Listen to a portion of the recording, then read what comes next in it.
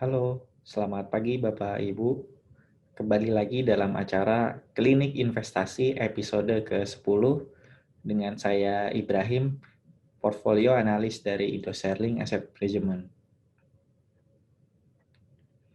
Pada materi klinik investasi kali ini, saya akan membahas tentang sumber pendanaan perusahaan dari ekuitas, lalu benefit dan konsekuensi menjadi perusahaan publik, dan yang terakhir, apakah IPO menjadi keputusan yang tepat bagi perusahaan yang mencari pendanaan melalui ekuitas? Sebelum menjelaskan lebih lanjut mengenai apa itu IPO, saya akan menjelaskan terlebih dahulu jenis sumber dana bagi perusahaan.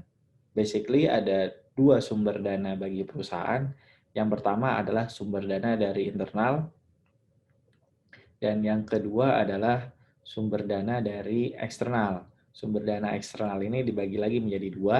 Yang pertama adalah sumber dana dari utang, seperti bank, menerbitkan surat utang, dan lain-lain.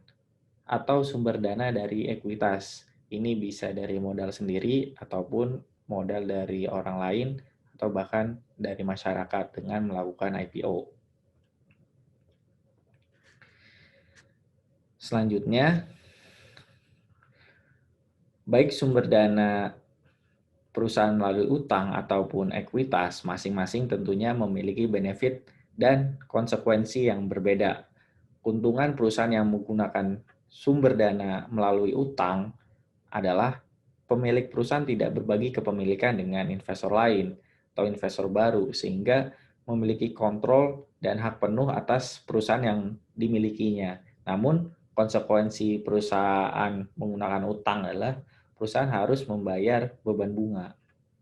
Sedangkan keuntungan perusahaan yang menggunakan sumber dana melalui ekuitas adalah perusahaan tidak perlu membayar beban bunga, namun konsekuensinya adalah pemilik perusahaan harus berbagi kepemilikan dengan investor baru. Salah satu cara melakukan pendanaan melalui ekuitas adalah dengan melakukan initial public offering atau IPO. IPO adalah penjualan umum pertama saham sebuah perusahaan kepada investor atau masyarakat umum untuk pertama kalinya. Selanjutnya, manfaat IPO sendiri adalah yang pertama, untuk membuka akses perusahaan terhadap sarana pendanaan perusahaan jangka panjang. Dengan menjadi perusahaan publik, maka kedepannya akan memudahkan perusahaan dalam mencari pendanaan. Perusahaan bisa melakukan penjualan saham kedua, ketiga, dan seterusnya melalui proses right issue. Lalu perusahaan publik relatif lebih mudah dalam mendapatkan pendanaan dari bank dibandingkan perusahaan private, karena secara umum perusahaan publik itu memiliki keterbukaan informasi yang lebih transparan dibandingkan perusahaan yang private. Yang kedua adalah meningkatkan nilai perusahaan. Setelah mendapatkan dana dari IPO, perusahaan dapat melakukan ekspansi, sehingga diharapkan mendapatkan keuntungan yang lebih banyak lagi dan nilai perusahaan umumnya akan meningkat. Ketiga adalah kemampuan untuk mempertahankan kelangsungan usaha. Perusahaan publik secara umum memiliki tingkat profesionalitas yang lebih tinggi dibandingkan perusahaan private, sehingga lebih bisa mengatasi permasalahan internal yang biasanya terjadi pada perusahaan keluarga. Yang keempat, meningkatkan citra perusahaan. Ini tentunya perusahaan publik memiliki citra yang lebih baik dibandingkan perusahaan private. Yang kelima adalah menumbuhkan loyalitas karyawan perusahaan. Karena karyawan bisa membeli perusahaan tempat mereka bekerja, maka ada rasa memiliki atas perusahaan tersebut, sehingga menumbuhkan loyalitas yang lebih tinggi dibandingkan sebelumnya. Yang keenam adalah insentif pajak. Perusahaan publik memiliki insentif PPh yang lebih rendah dibandingkan perusahaan private. Selanjutnya, sebelum memutuskan untuk melakukan go public, sebaiknya perusahaan mempertimbangkan konsekuensi dan benefit yang timbul akibat melakukan IPO. Adapun konsekuensinya adalah yang pertama, go public atau IPO ternyata memiliki cost of equity yang lebih mahal dibandingkan cost of debt, dibandingkan perusahaan berhutang, dibandingkan perusahaan menerbitkan surat utang. Karena berdasarkan data yang dihimpun dari Bloomberg, data Oktober 2020, rata-rata cost of equity pada perusahaan yang tercatat dalam indeks LQ45 sebesar 10,64%, lebih tinggi dibandingkan rata-rata cost of debt-nya yang hanya sebesar 5,78%. Hal ini dikarenakan instrumen ekuitas memiliki risiko yang lebih tinggi dibandingkan instrumen utang, sehingga investor mengharapkan return yang lebih tinggi lagi dibandingkan instrumen surat utang, sehingga cost of equity lebih mahal dibandingkan cost of debt. Yang kedua, adanya biaya-biaya yang timbul akibat IPO, salah satunya adalah cost of listing. Untuk biaya penjamin emisi efek ini sekitar 4%.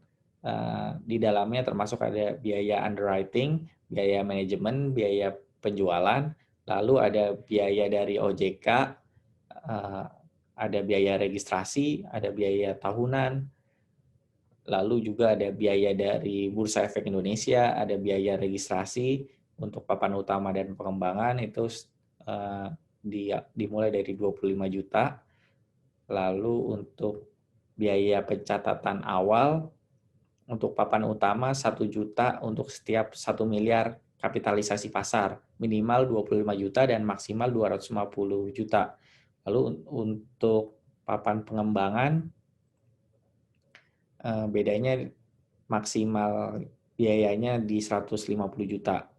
Lalu ada biaya pencatatan tahunan mulai dari 500.000 untuk setiap 1 miliar dari kapitalisasi pasarnya, minimal 50 juta dan maksimal 250 juta. Kalau untuk papan akselerasi lebih murah, ini biaya registrasi mulai dari 10 juta, biaya pencatatan awal 25 juta, dan biaya pencatatan tahunan 25 juta. Lalu ada lagi biaya dari KSEI, biaya pendaftaran awal 15 juta, biaya tahunan 10 juta.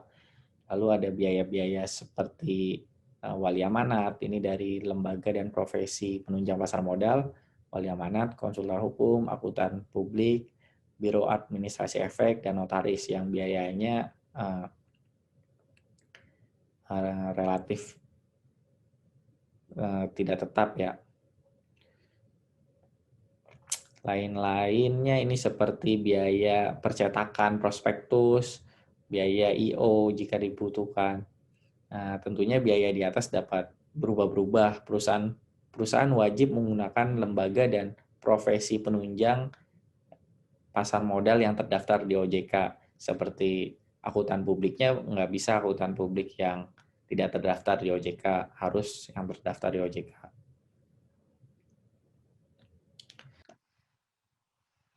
Selanjutnya, perusahaan wajib mematuhi kewajiban sebagai perusahaan publik seperti menerbitkan laporan tahunan, laporan keuangan, dan informasi perkembangan emiten. Seperti membayar biaya go public dan biaya lain-lain yang timbul akibat pemenuhan kepatuhan. Contoh ada apabila perusahaan akan menggelar RUPS, perusahaan wajib menyampaikan jadwal dan agenda RUPS tersebut kepada masyarakat melalui media massa. Itu kan menjadi biaya lagi bagi perusahaan publik.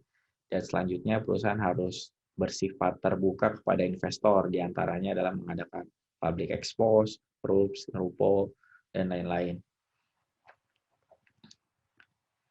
Dari adanya konsekuensi yang timbul akibat perusahaan melakukan IPO, terdapat beberapa contoh perusahaan yang justru melakukan aksi sebaliknya, yaitu go private. Nah, baik secara sukarela, ada pun juga yang secara terpaksa. Berikut ini adalah Contoh perusahaan yang melakukan go private secara sukarela, yang pertama ada Aqua. Ini Aqua memutuskan untuk go private setelah mendapatkan pendanaan dari Danone, sehingga diperkirakan tidak membutuhkan dana lagi dari publik. Akhirnya memutuskan untuk go private. Ini yang kedua ada Alfa Retailindo. Perusahaan retail dengan merek Carrefour ini memutuskan untuk go private dikarenakan sahamnya tidak aktif diperdagangkan atau tidak liquid di pasar sekunder, sehingga perusahaan pada akhirnya memutuskan untuk melakukan go private. Selain itu, terdapat juga perusahaan yang go private secara paksa akibat melakukan pelanggaran.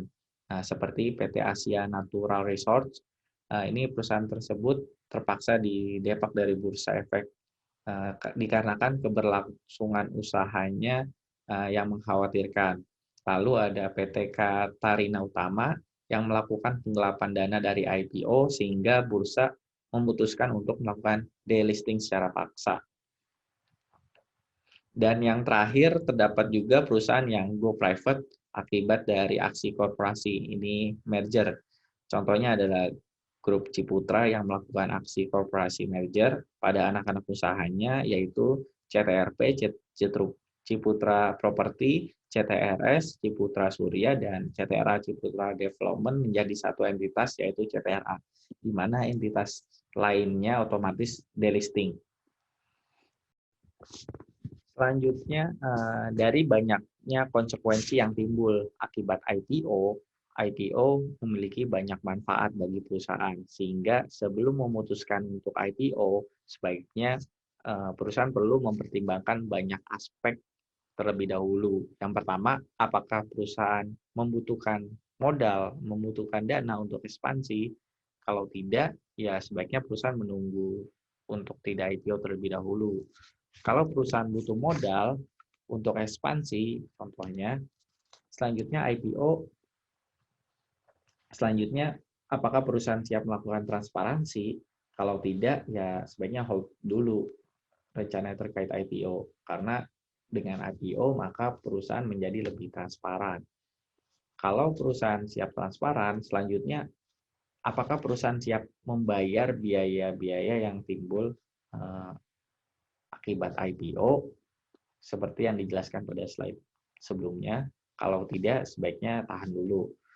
Lalu, kalau sudah siap membayar biaya yang timbul akibat IPO, maka perusahaan boleh untuk memutuskan untuk IPO.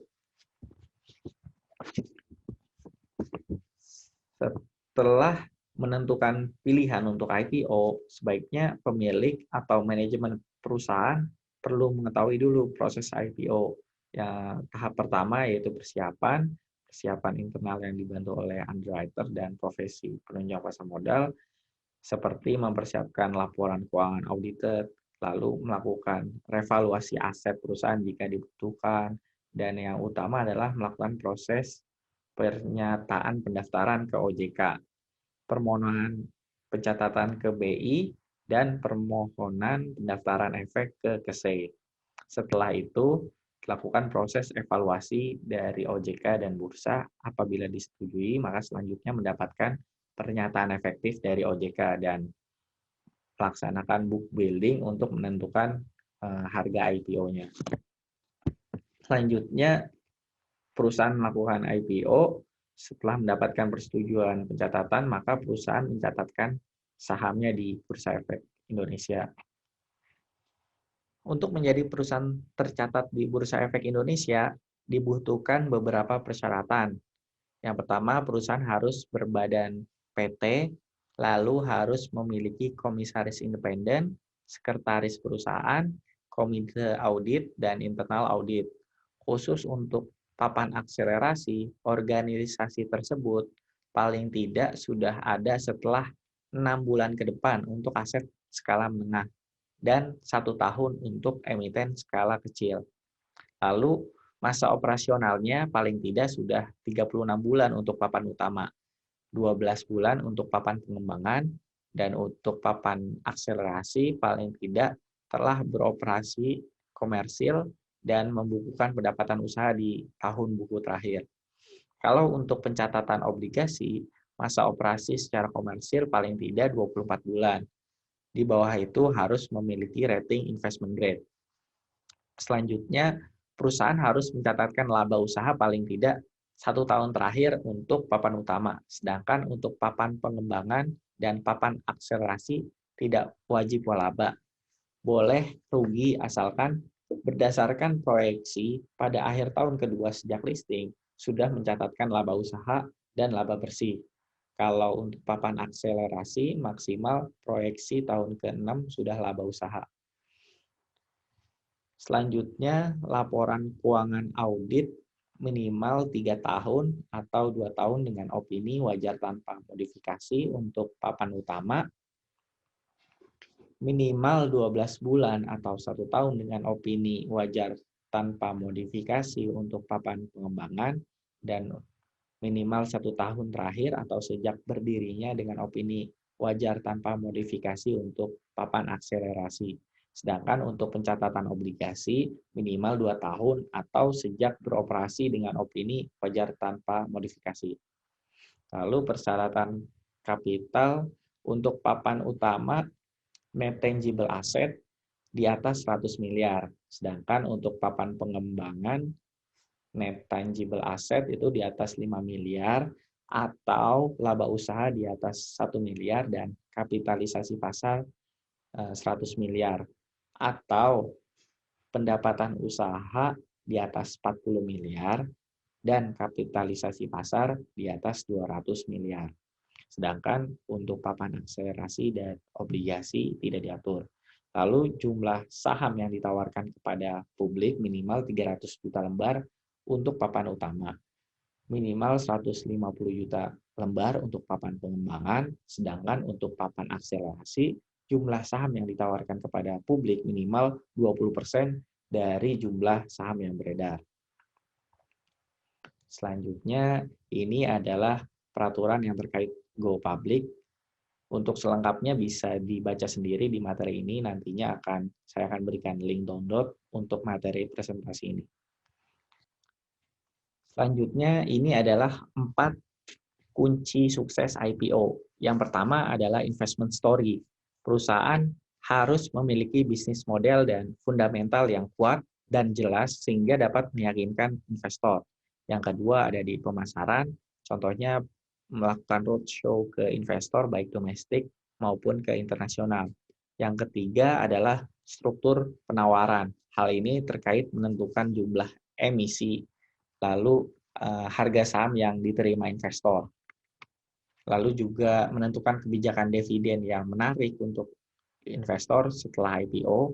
Dan yang terakhir adalah timing, yaitu melihat kondisi perekonomian saat ini. Kalau tahun lalu ketika awal COVID, yang IPO cukup sukses adalah perusahaan farmasi yaitu Soho Global Health. Lalu tahun ini ada perusahaan laboratorium, Diagnos Laboratorium Utama. Tentunya perusahaan-perusahaan tersebut memanfaatkan momentum COVID sebagai strategi untuk mendapatkan investor lebih banyak lagi pada saat IPO. Selanjutnya, kapan waktu yang tepat untuk IPO? Menurut Bursa Efek Indonesia, waktu yang tepat adalah saat perusahaan sedang bertumbuh. Namun demikian, waktu terbaik untuk mempersiapkan IPO adalah sekarang, sehingga saat waktu yang tepat, perusahaan telah siap sepenuhnya. Sedangkan menurut penelitian yang dilakukan oleh Pastor et al. Tahun 2008, waktu yang optimal untuk go public adalah ketika nilai pasar perusahaan atau nilai ke investor melebihi nilai private perusahaan. Yang terakhir, sekaligus menjadi slide penutup, dengan melakukan IPO, perusahaan mendapatkan keuntungan dari terbukanya akses pendanaan jangka panjang. Selain itu, IPO dapat meningkatkan citra dan kredibilitas perusahaan, kemampuan untuk mempertahankan kelangsungan usaha, insentif pajak, bahkan exit opportunity. Namun, IPO juga memiliki konsekuensi seperti cost of equity yang lebih mahal dibandingkan cost of debt, berbagi kepemilikan dengan investor lain sehingga ada potensi kehilangan kontrol, biaya-biaya listing dan compliance, sampai kewajiban untuk menyampaikan laporan keuangan dan keterbukaan informasi lainnya. Sehingga untuk memutuskan apakah perusahaan perlu IPO, kita perlu melihat kondisi suatu perusahaan itu sendiri. Bahkan bisa jadi dalam kondisi tertentu menjadi private lebih optimal dibandingkan menjadi perusahaan publik seperti yang dilakukan oleh Aqua. Namun secara umum, benefit yang didapatkan ketika perusahaan IPO itu lebih banyak dibandingkan konsekuensinya. Meningkatnya good corporate governance sebagai dampak dari perusahaan yang go public, saya rasa menjadi benefit yang layak dibayar mahal untuk itu. Terima kasih atas perhatiannya. Apabila ada Bapak Ibu ada pertanyaan, bisa kirim email melalui marketing@am.indosterling.com. Sekian dari saya, terima kasih. Sampai jumpa kembali dalam acara Klinik Investasi episode berikutnya.